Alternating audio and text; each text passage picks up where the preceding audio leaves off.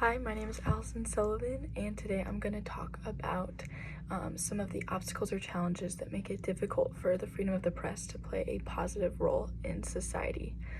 So, the textbook states on page 77 that one of the most important requirements for a liberal democracy is a free press, which is based on the fundamental right to the freedom of expression.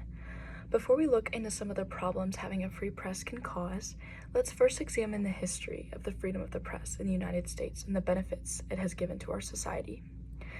Before the 13 colonies declared independence from Great Britain, the British government attempted to censor the American media by prohibiting newspapers from publishing unfavorable information and opinions.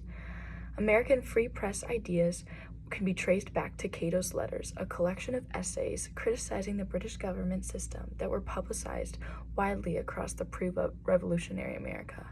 The essays were written by Brits John Trenchard and Thomas Gordon and called out corruption and tyranny in the British government.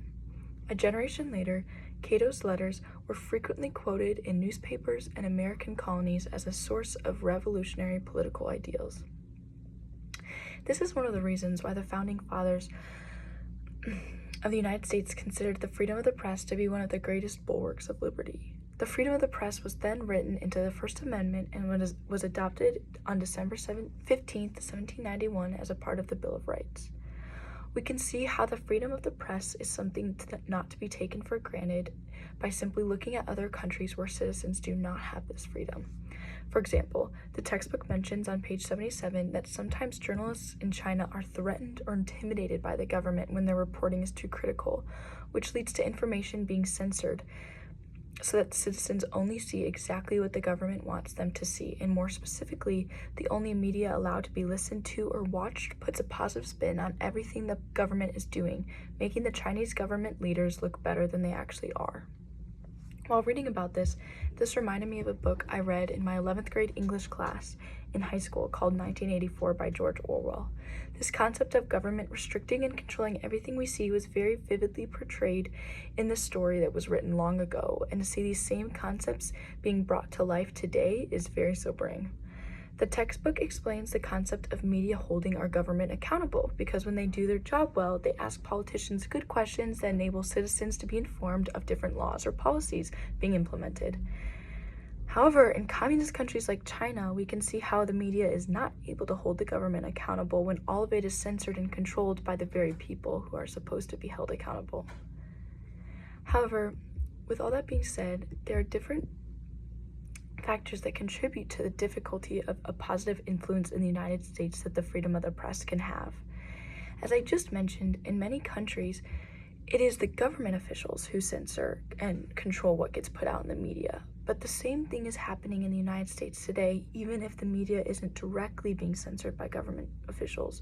So, who, you ask, is censoring the media? Well, there seems to be no such thing anymore as an unbiased news media platform. It seems as though every app, every website, every news channel has some sort of political or social objective that they are trying to convey.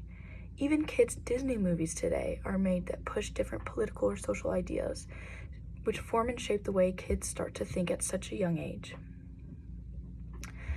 That being said, I don't think Americans are naive to this concept, which leads people to simply choose which media platforms they want to watch because they know which ones will either convey a positive Democratic or positive Republican point of view. This makes it very hard for people to get a truthful, unbiased overview on what is actually going on in the political realm, because if people simply view the media from the party of their choice, things will automatically be censored to make the other party look bad. At the core, I don't think this is a problem with the freedom of the press or with a liberal democracy. Rather, I think it is simply part of human nature.